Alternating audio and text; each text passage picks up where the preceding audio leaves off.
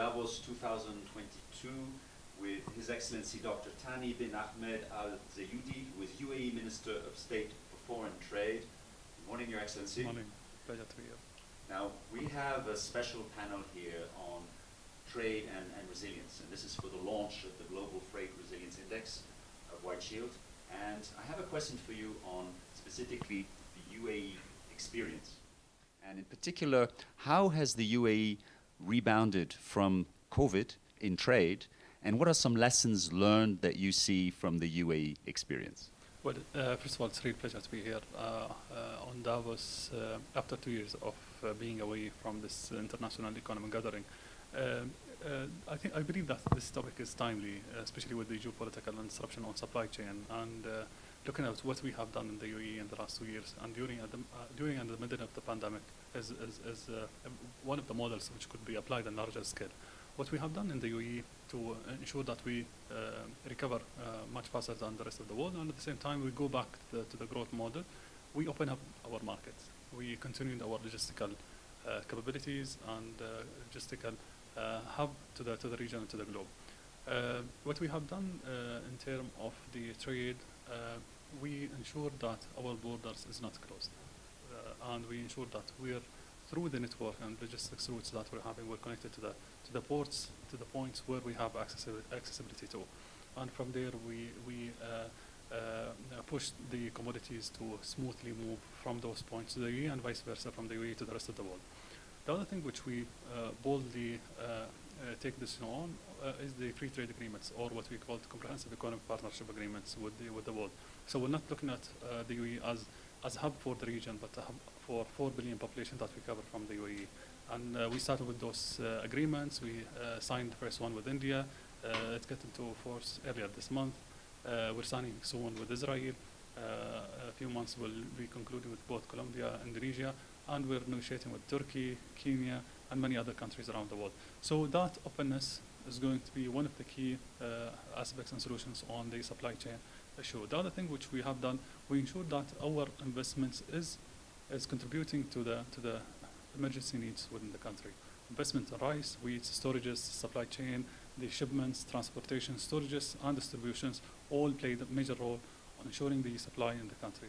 At the same time, we work with governments around the world on agreements where we encourage investments, encourage the reduced double taxations from both, and we did a major trade shows virtually with many countries where we penetrated new markets throughout the last 2 years.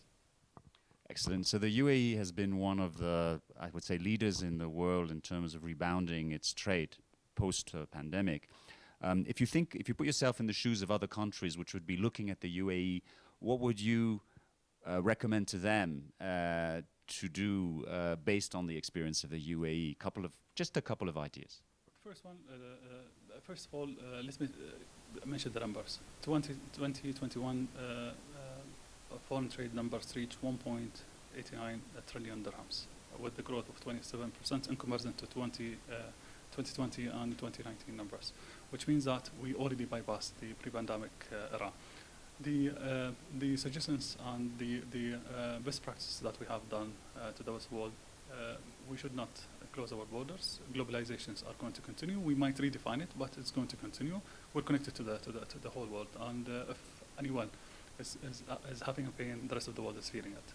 And we have to ensure that we all are reacting in a positive way to those geopolitical conflicts, disturbance of supply globally, to ensure that there is alternatives to those disturbance of the supply.